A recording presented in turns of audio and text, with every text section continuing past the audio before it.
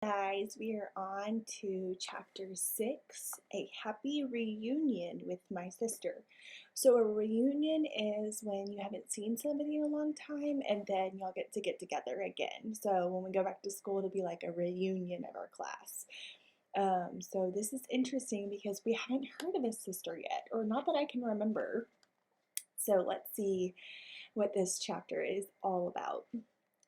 The next morning I awoke to the sound of birds. Junior, get yourself out of that bed. It's morning and we're burning daylight. But, Pa, I'm tired. Well, you ought to be staying up half the night. And you, dog? I opened my eyes and looked into a face so ugly that it could have come straight out of a nightmare. And you, dog, it's time for you to go home. We ain't taking you to raise. My first and most natural instinct was to growl at something that awful looking, and then maybe to attack, but I caught myself just as the growl was building in my throat. I remembered how Wallace had got rid of Rip and Snort the night before. I didn't think I could stand for that. First thing in the morning? Yes, sir, I said. Matter of fact, I was just fixing to leave. Adios, Junior. See you around. In a flash, I was out of the cave. Bye, doggy, Junior waved his wing. Wallace followed me out. One of these days, maybe we'll have you for supper. I didn't wait around to find out what he meant about that. I vamoosed, found a cow trail, and led out of the canyon and headed for town.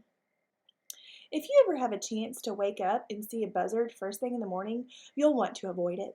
That's what you call a rude awakening.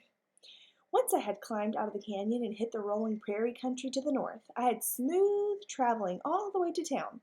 I reached the city limits about 1 o'clock that afternoon and traveled down alleys until I found the place where my sister stayed. So I guess we have learned about a sister. I don't know why I don't remember that. Hadn't seen that gal in a couple of years, and I was kind of looking forward to the reunion. She stayed around an old two-story house on the south edge of town, had a big backyard and several vacant lots around it. If a guy had to live in town, it wasn't a bad place to live. The back gate was shut, and a lot of dogs would have turned around right there and gone back home.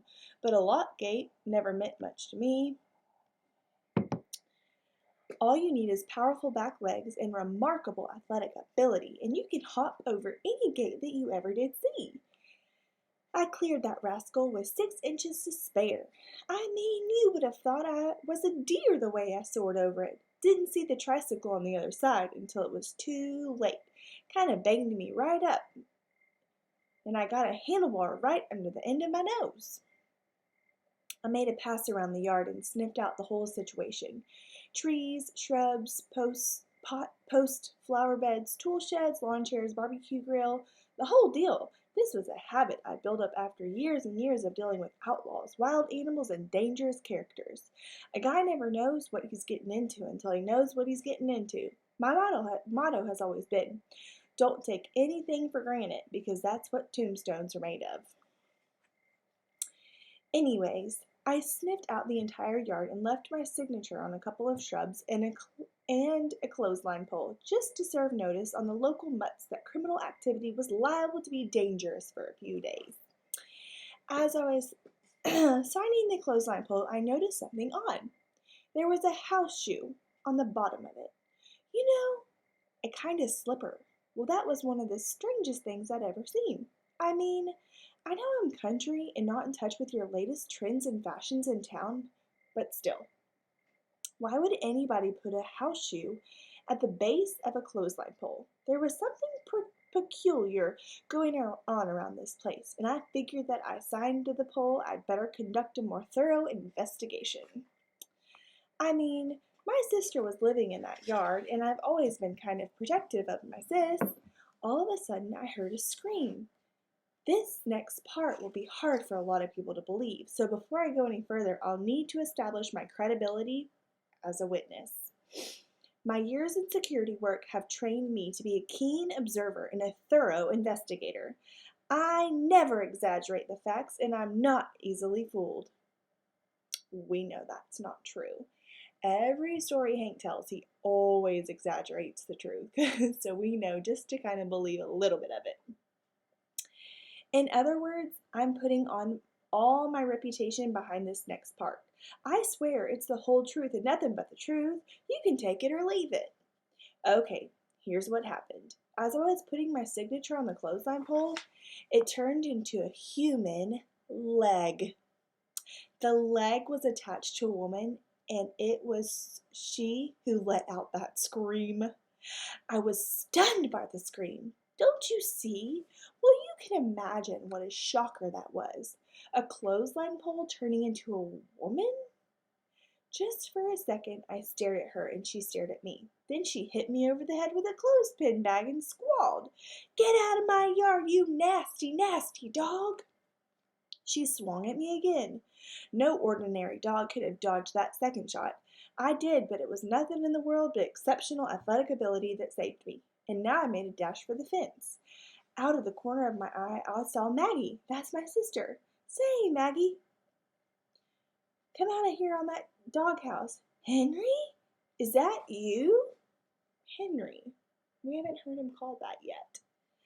"Hi, Mag. How's it going?" "Yeah, a rock zinged past my ear. Check you later, sis." I vaulted the fence and took cover in some weeds. I stayed hid for half an hour. Figured that would give events enough time to settle down. And then I went back to the fence. But this time I took no chances. Before I jumped into the backyard, I checked things out through a knothole. I wanted to be darned sure that neither of these clothesline poles were wearing any slippers. So he mistaked the lady that lives there for a clothesline pole. So think about how she's probably feeling about Hank right now. She's probably not so fond of him.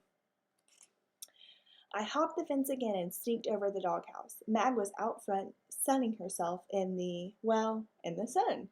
She saw me coming and walked out to meet me. "Well, Henry, it's been a long time."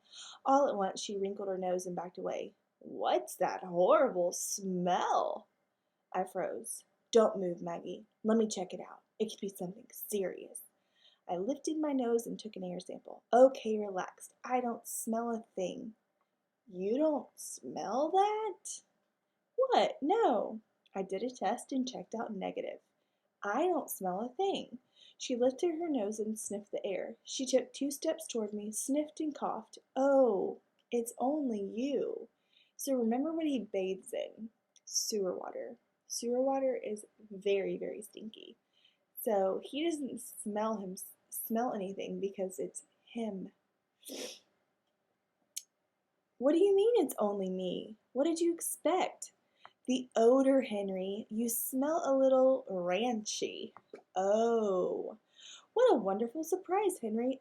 What was your difficulty with Mrs. Gregg?" "Who?" "Mrs. Gregg, the lady at our house, our dear friend. The wonderful lady who chased you out of the yard half an hour ago." "Oh, her. Say, that was just a crazy deal. I told her about how the clothesline pole had turned into a woman. She rolled her eyes. Oh, Henry, how could you be so crude? Oh, I'm so glad the children weren't. Too bad the kids weren't here to see that. What a story. I'll be sure to tell them about it. Say, where are the kids?" "They've gone to obedience school. They'll not be back until late, and they'll be so sorry they missed you." I went over and flopped down in front of the doghouse. "Well, heck, I can't stick around for a while, as a matter of fact." Maggie rushed over to me. "Oh, no, Henry, we understand how busy you must be. We mustn't be greedy with your time. I mean, we understand that a dog with a position as important as yours—" "It is an important position, Mag. I mean, just stop and think about one dog running a 6,000-acre ranch all by himself. It's a 24-hour-a-day job, and danger isn't never far away." "Indeed, and it would be irresponsible for us to keep you away from your work. No, we just couldn't ask you to stay as much as we would like you to." "Well, if it really means that much to you." So he hasn't really told her that he's actually running away from the ranch as why he's there. So he just isn't visiting, is he? "It does, Henry, it really does. But I do understand. I could probably stick around for a couple of days. Of course there'll be other times, won't there? And we mustn't grieve, must we? She smiled at me, and I smiled at her. No, we mustn't grieve, Maggie. No, indeed. Life's just too short for that. Yes, it is. Let's leave grief to the grievers. Well put, Henry. I am so sorry. And so am I. We hugged each other. I'll stay, but only for a couple of days, and only because it means so much to you and the kids. So think about what's the real reason he's staying for a couple of days. Her smile wilted. She stared at me wide-eyed, and then a strange thing happened. She placed a paw over her forehead and rolled over on her back. I rushed to her side. Maggie? What is it? Speak to me. I'm right here at your side. She opened her eyes. It's these headaches, nerves, tension, too much company. I just need to be absolutely still for 2 days and it'll all go away. Maybe it would be better if you came back another time, Henry. And leave my sister alone on death's door? A lot of dogs would do that. Just walk away from hard times. But you've got a different kind of brother. Yes, I know. And if I have to stay here a whole month, I'll see you through the crisis. Oh, my heavens! Just then we heard a bunch of little feet on the sidewalk and a little voice call out, Hi, Mom, we're back. I looked around and saw my nieces and nephews, 4 of the cutest little cow dog pups that were ever built. When they saw me there beside their ma, they stopped and stared. Then Roscoe, one of the boys, cried out, It's Uncle Hank! Oh boy! Hi, Uncle Hank! Can you stay the night? They came at a run and swarmed all over me, licked me on the face, and all that stuff. Will you tell us a story, Uncle Hank? Asked Spot, the other boy. Please? I turned to my sis. Well, Mag, I guess that settles it. I really should go back to the ranch. A guy just can't walk away and disappoint these kids. I guess I can stay a couple of days. The kids cheered. Maggie covered her eyes with a paw. How's the headache, sis? I think it's just beginning, she said. Oh. So you can kind of see the puppies at the bottom. Okay, so I want you to think about it. She's suddenly getting a headache when he's agreed to stay a couple of days. And then she suddenly gets a headache when the kids get back. So do you think she might be wanting some help taking care of all the puppies? Maybe so. I don't know. We'll see. Chapter 7 is Garbage Patrol. So I'll see you for our next chapter. Have a good one.